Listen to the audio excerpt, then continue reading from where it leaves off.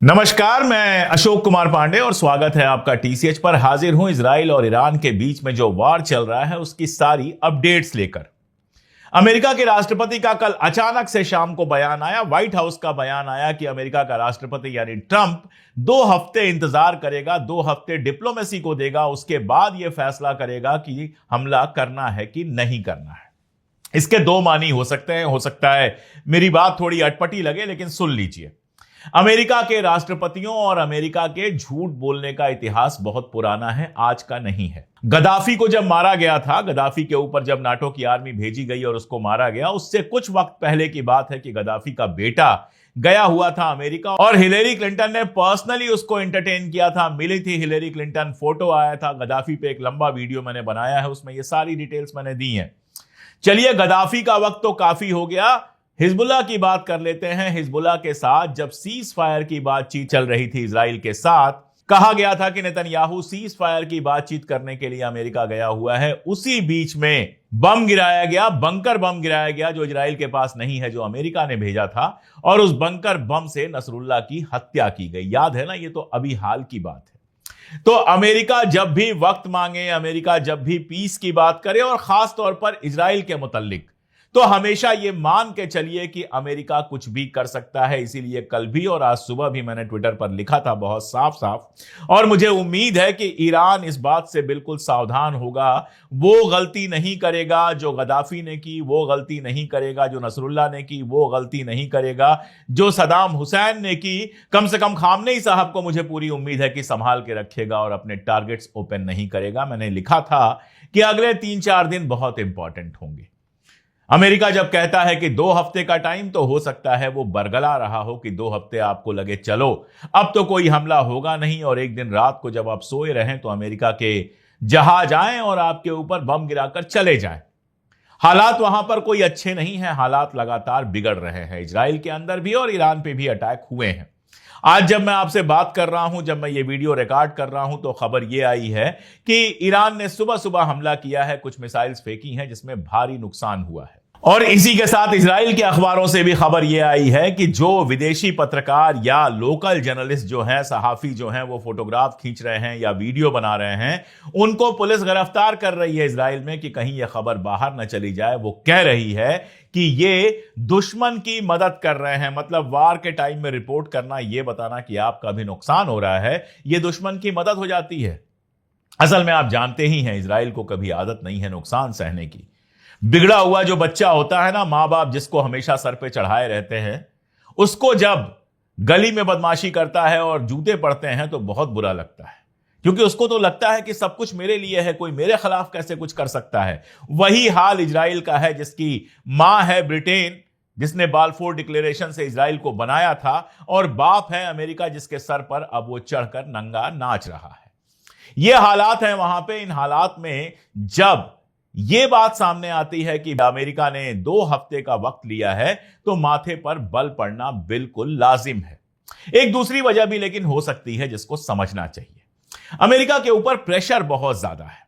अगर आप सिर्फ रशिया और चाइना के बयान लें, तो दोनों लगातार अमेरिका की मजम्मत कर रहे हैं और इस बात के लिए अमेरिका को सीधे उंगली दिखा रहे हैं कि अगर तुमने जंग शुरू की तो इसका मानी कुछ भी हो सकता है। जैसे चाइना के जो राष्ट्रपति हैं शी जिनपिंग, उनका जो बयान आया था, अगर उसको 4 पॉइंट में देखें तो उन्होंने कहा कि सबसे पहले तो सीज फायर की कोशिश होनी चाहिए ताकि अभी जो जंग चल रही है वो खत्म हो।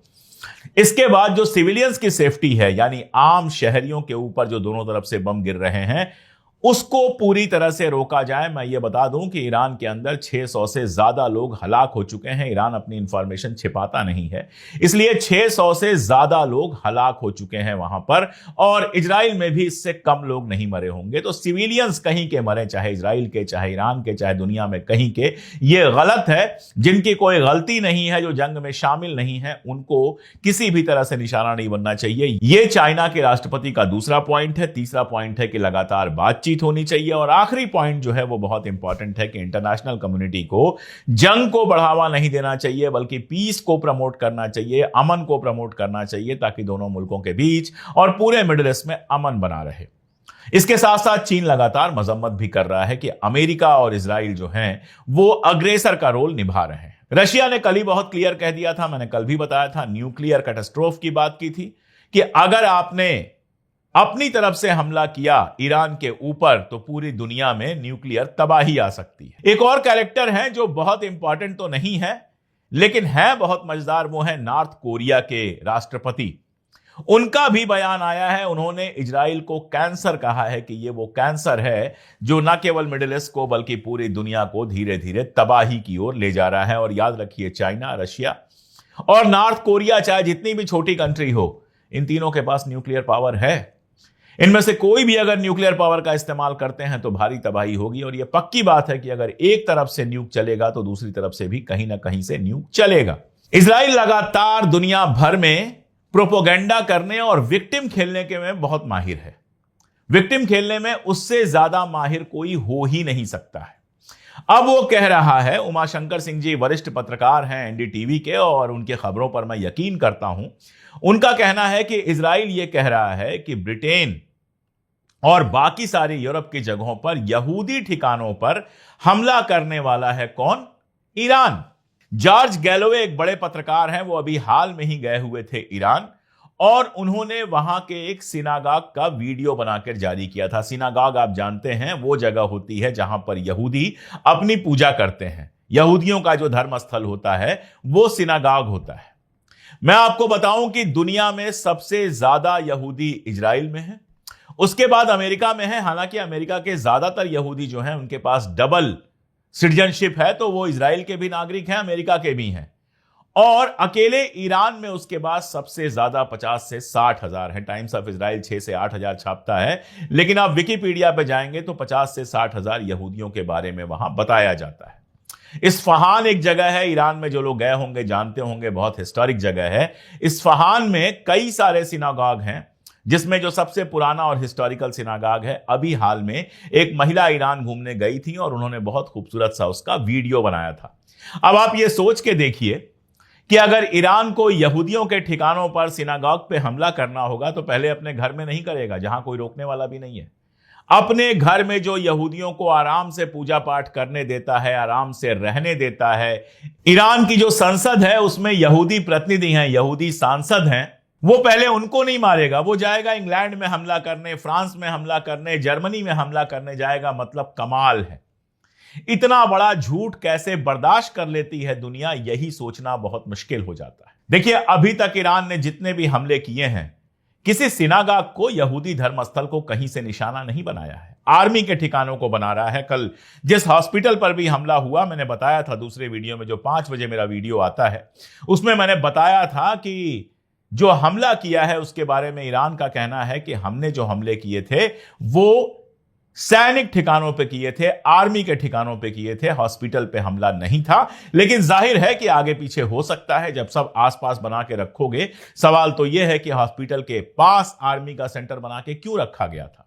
लेकिन कम से कम इतना तो आप कह सकते हैं, किसी सिनागॉग के ऊपर हमला नहीं किया है। जबकि वहीं अगर आप इजराइल को देखेंगे तो फलस्तीन पे जो हमला है, गजा पे जो हमला है, उसमें तमाम मसाजिद को बिल्कुल जमींदोज कर दिया गया है, बिना सोचे बिना समझे। और वो मुल्क ईरान के ऊपर आरोप ये लगा रहा है कि वो लंदन में और जर्मनी में और जाने कहां कहां सिनागॉग्स पे और यहूदी ठिकानों पे हमला करने वाला है। ये बिल्कुल बेकार की बात है। गजा पे याद आया कि इधर ईरान से जो मार पड़ रही है, गजा वालों की किस्मत ही कुछ ऐसी है बेचारों की कि इधर ईरान से जो मार पड़ रही है उसका बदला इजराइल, ऐसा लग रहा है, गजा से ले रहा है।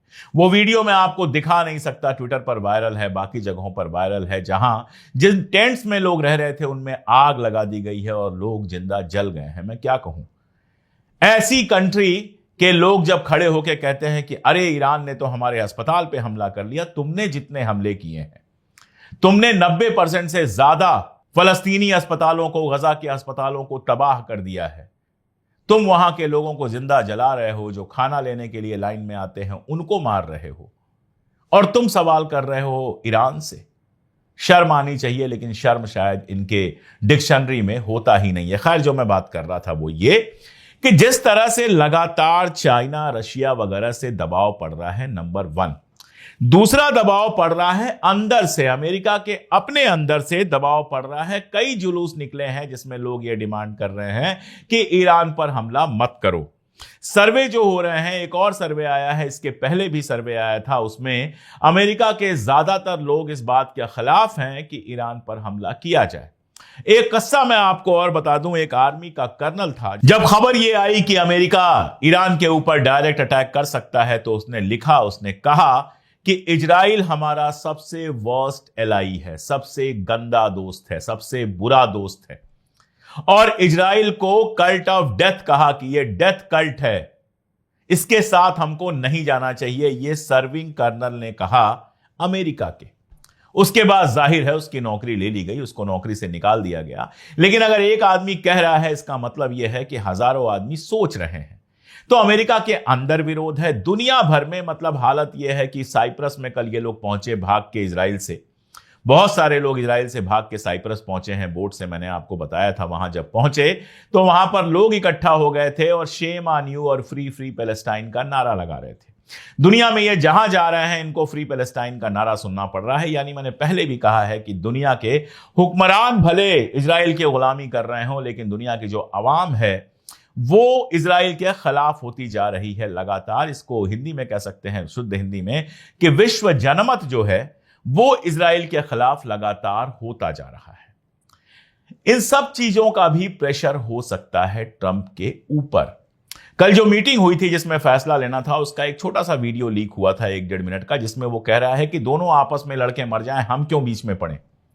और ये स्टैंड रहा है हमेशा से ट्रंप का। उसके पुराने ट्वीट उठा के देखिए, वो कहता है कि मिडिल ईस्ट में अमेरिका का घुसना ही बेवकूफी थी, हमारे इतने मिलियन इतने ट्रिलियन खर्च हो गए और बदले में हमको कुछ नहीं मिला। ईरान को लेकर उसने बहुत साफ कहा है कि ईरान पर अटैक करना बेवकूफी है। ये सब पहले कह चुका है। ओबामा के ऊपर आरोप लगाता था कि ओबामा अगर इलेक्शन जीत जाएगा तो वो ईरान के ऊपर अटैक करेगा। तो वो पर्सनली इस तरह की चीजों में नहीं फंसना चाहता है। बिजनेसमैन है, जहां से ज्यादा पैसा है वो चाहता है। इसीलिए मिडिल ईस्ट के ट्रिप पर गया तो नेतन्याहू से मिला तक नहीं, अरब लीडर से मिलके माल मत्ता समेट के, उन्हीं की दी हुई हवाई जहाज समेट के चला आया।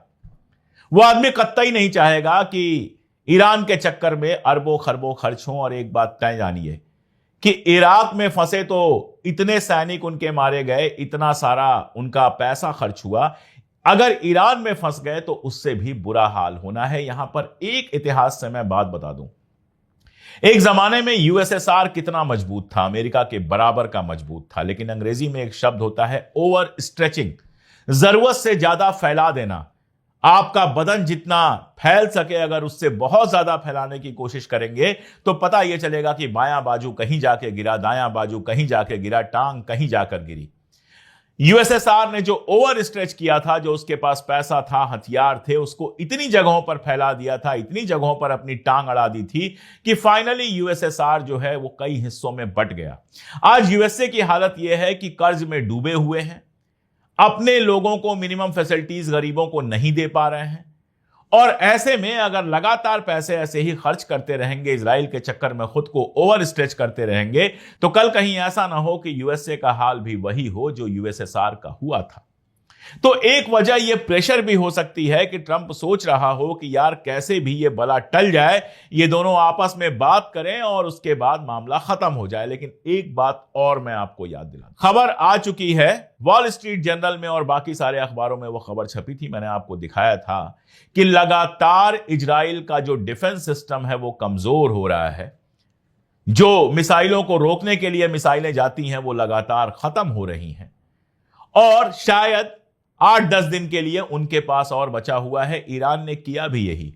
शुरुआत में सस्ते वाले ड्रोन, सस्ती वाली मिसाइलें खूब सारी भेजी ताकि इनकी मिसाइलें खत्म हो जाएं, जो इंटरसेप्टर मिसाइलें होती हैं वो कम होती जाएं। और जब कम हो गई तो अब जबरदस्त मिसाइलें जा रही हैं। हालत यह है कि 4 मिसाइल जाती है तो उसमें से 2 जमीन पे जा रही है।